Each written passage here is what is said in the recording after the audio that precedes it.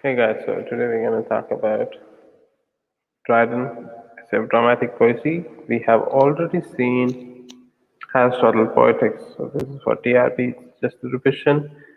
I will be posting all these notes on my website as well, so you can go check out everything there as well. So for now, let's just go with Dryden's essay of dramatic poesy. Okay. So as you can see, Dryden is a well-known figure. So by the year 9th August 1631 to 12th May 1700, he was born on 1631 and he died 1700. So of course he is well known, and during this time he wrote a lot of works, and one of his most major plays are All for Love. You might have heard about it. Then he was also the England's poet laureate in 1668, and of course he was a satirist. So this is the general information about Dryden that you all have to know. Now, essay on dramatic poesy. Of course, it's an essay, so it's short, and the historical context. Let me tell you about the historical context first, so that you understand what's going on here. Now, Dryden was a satirist, right? During this time, what had happened was there was the Battle of Lowestoft. Okay, Lowestoft battle was going on, and they won. The English won that war, and so as a celebration, he thought of writing dramatic poesy. By celebration, it also means another thing. That is, he wanted to tell everyone, like, look, English drama is awesome as well. You have to respect it for what it is. Okay, so just I'm gonna. So if you have, for example, if you read Sydney's apology, it's the same thing, right? He's telling like, look, poetry is great, even if the critics don't agree. Look, it's great. So he's making an argument there. Similarly, here Dryden is telling, yeah, now let me tell you what a drama is. I know you guys are talking about the ancients, you're talking about the moderns, you're talking about the French, but let me tell you about, especially about English drama. So that's basically what essay dramatic poesy is all about. His views, and he felt that he owned this as a victory, he wanted to tell something about it. So, first foremost, this is a dialogue. So, remember this from examination point of view. All you have to know are characters, what it represents, the historical background, what they each spoke. Okay, so it's actually Dryden is a Socratic person. That means he used the Socratic method. Socratic method is pretty simple. Ask questions, have dialogues, right? So he is arguing about drama, but if he says, look, directly he says, English drama is the best, and I think we have done a great job about English drama, then that is not a dialogue. Somebody has to say, look, dude, yeah, you might feel that English is great, English is awesome, but I think the French dudes are better. They follow all the classical stuff. And the other person says, no, both the guys are wrong. Let's talk about the ancients. Those guys knew what they were doing. You guys don't know anything about, you know, writing dramas. We know Aristotle was from our country, right? So such kind of things.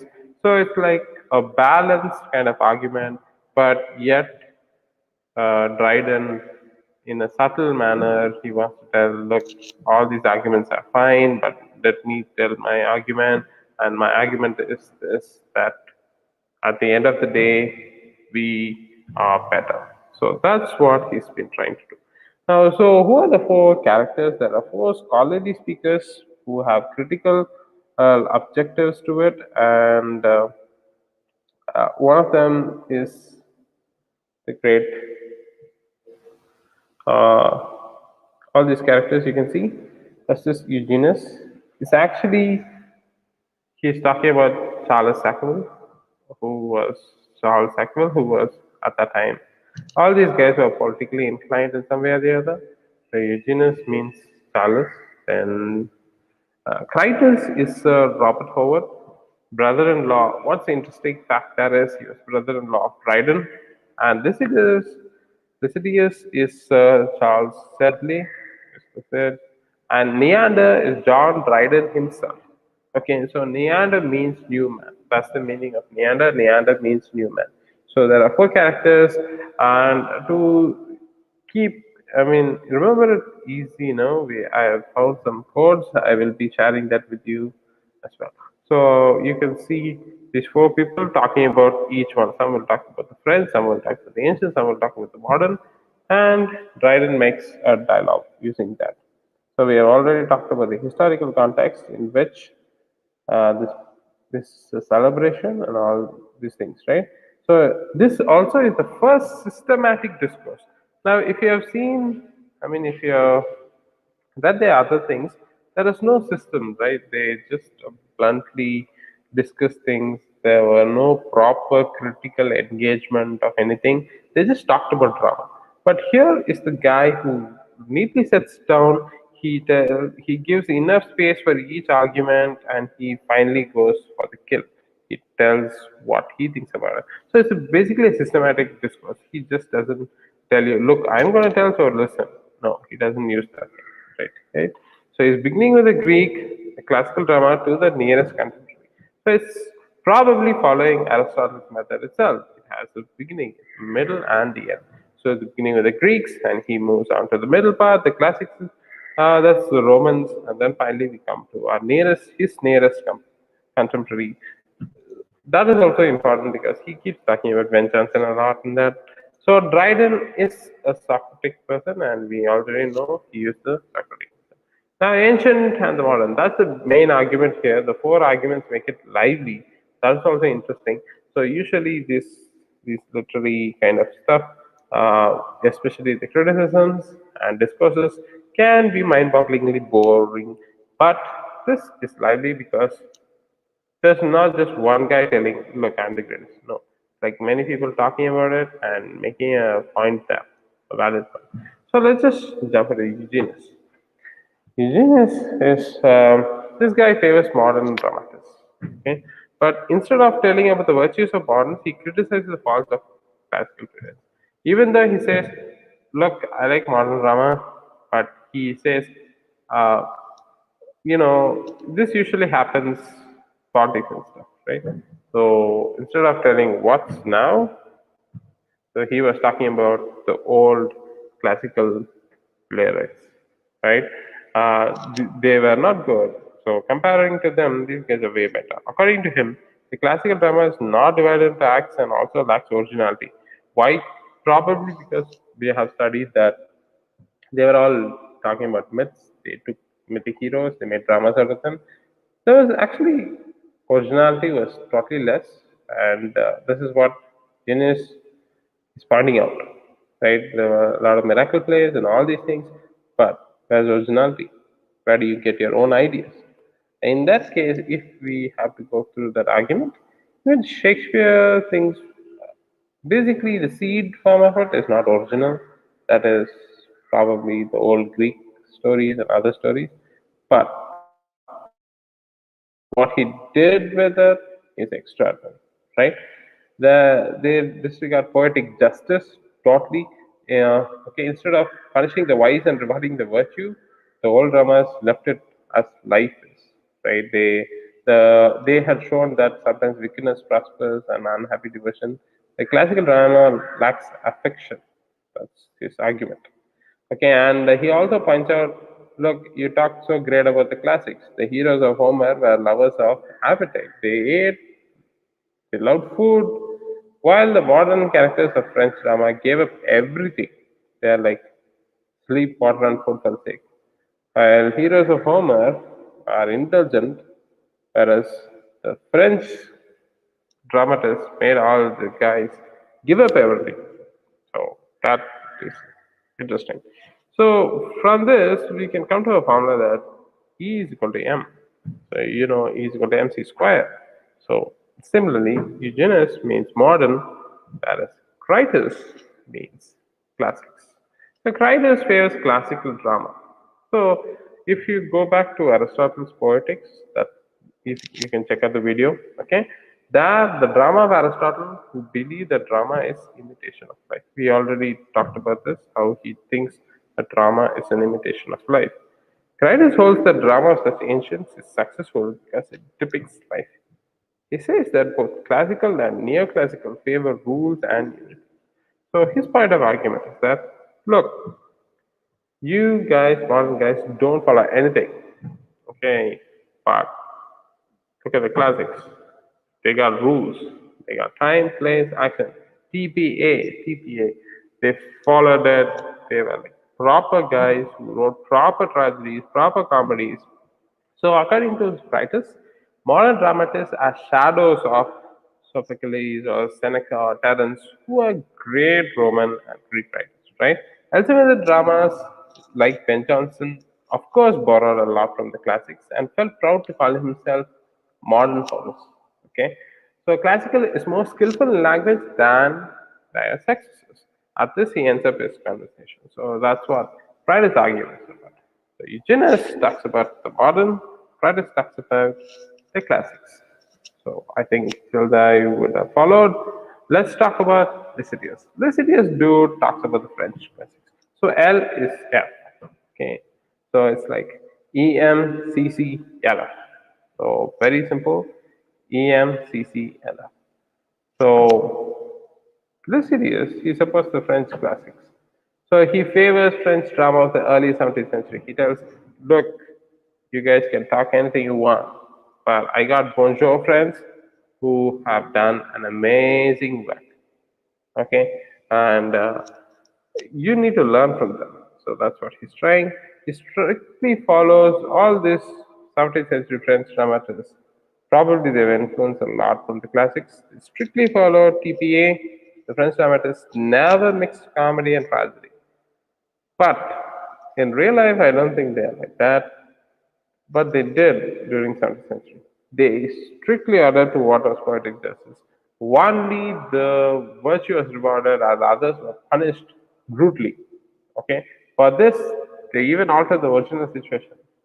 So in reality, you might see a poor guy always living as a poor guy and dying as a poor guy. So there's no poetic justice. He doesn't become a king, no money, nothing. Somebody cheats him, he's always getting cheated again and again. He doesn't get any reward. That probably is your life or your neighbor's life, whatever it is. But you can see here one important aspect. One important aspect is that these guys wanted to even shift things from reality and tell, look, virtue will be rewarded, wise will be punished. The French methods interviewing truth with fiction to make it interesting. Okay, so that's what they were doing. So they borrowed from history to reward the virtues, which do not happen. Okay, and also you should understand French have always been emotional, so they prefer emotions over plots. So if a girl starts to cry, the plot twist keeps going towards the girl.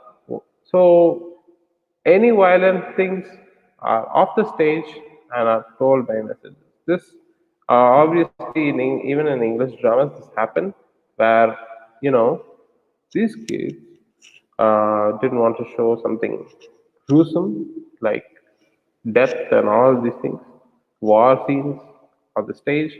So they just told probably the chorus. And so finally comes our man, Dryden himself. So Dryden dude is like he calls himself Neander. He means new man, and he's got a new appreciation. So he appreciates contemporary English playwright Mr. Ben Jonson. He tells him how good he is. Okay. Now Neander contradicts Lycidas' arguments favoring the superiority of French drama. So he's basically pissed. He doesn't like this. He tells like, hey, whatever you guys have, we have it better. Let's just talk about it. So he talks about the greatness of Elizabethans. So Elizabeth dudes, we already know they have one major player and nobody defeats him. And you all might know that's Mr. Shakespeare. He didn't bother about TPA, right? Time plus action. He wrote how life resembles life, as it is. Right? French drama goes to such a perfection that is primarily there's no soul, nothing in it, there's no life in it. That's what he's trying to say. For Neander, tragic comedy is the best one. Now, what do you mean by tragic comedy? It's pretty simple. Part of a comedy, part of a tragedy, and tragic comedy. Why? Because you might have started this day on a happy note, but you might end up crying. So that's life. It has both happiness and sadness. Nobody, I have never seen a guy happy all his life or throughout the day. We have our ups and downs. That's basically what Neander was telling. He was telling, look, open your eyes. We're all living in a tragic comedy. Look at my man, Mr. Elizabeth in greatness, Mr. Shakespeare. How did you do it? That's awesomeness. Okay, both sadness as well as joy are heightened and set side by side. Okay, so that is the closest to life. So he believes that subplots are important. Okay, and French dramas have a single plot lacks that vividness. Okay, his argument is mostly about the French dudes where they don't do great things, but he's telling like, look, English people are great and they have done this. Then Samuel Johnson, who defends Shakespeare's disregard of unities, he also quotes him. He believes that adherence to unities prevents death. Of course, if you're very strict on TPA, then of course you cannot write something true to life. Impossible. Okay. So deviations are required, and Neander welcomes them. So he rejects the argument that change of place and time diminishes dramatic credibility in drama. If we had followed TPA, then I think any web series, any science fiction thing would not be relevant. Okay, so and Tamil dramas would not even exist if we have done that, right? For him, human actions will seem more natural if they get enough time to develop. Okay, so here's a quote. Argues that Shakespeare is the man who, of all the modern and perhaps ancient poets, are largest and the most comprehensive. So, so if a great guy like Shakespeare can do it, then we can do it as well. So Francis Beaumont and John Fletcher dramas are rich in wit and have smoothness and polish in their language. So he keeps telling about these guys. So Neander once again quotes, I am apt to believe the English language in them arrived at its highest perfection. So, of course, using tragic comedies, I think English actually got enriched. If Ben Jonson is a genius for correctness, Shakespeare excels him at wit. So he just tells a wonderful line there. Okay, and also he's ending familiar comparison. He says, Shakespeare was Homer or father of dramatic poets. Johnson was the Virgil, the pattern of elaborate writing. I admire him, but I love Shakespeare. Awesome, right? So of course he's appreciative of Ben Jonson because he's probably his contemporary. Contemporary in sense. He says, look, I know he's great, he's awesome, he writes awesomely, but then I'll stick with Shakespeare. But Shakespeare rocks. Okay. Thus for him, Elizabethans are superior because they have a variety of themes, emotions, and deviations and wit. And it's just not like done like French. Okay. They do not adhere to rules as well. Thus, their drama is really an imitation of life. And one last point you need to remember is he belongs to the neoclassicism as well. That is new classicism. Okay, so that's all you have to know. As far as exams are concerned, of course, you can go through the original text, but this is all the arguments, and to remember it quite easily, Eugenius talks about the moderns, whereas the Critus talks about the classics, Lycidas talks about the French dudes, LF, and Neander talks about, well, he talks about English drama and how cool is Shakespeare and how okay is about Penza. So that's about it. So I'll meet you with the next class. In the next class we will talk about other theory stuff. So keep tracking, keep reading, and subscribe to our channel. And if you're interested to get books, recommendations of books and stuff, you can join our book club link that we'll be putting in the description boxes. Thank you so much. You're awesome. Have a great day.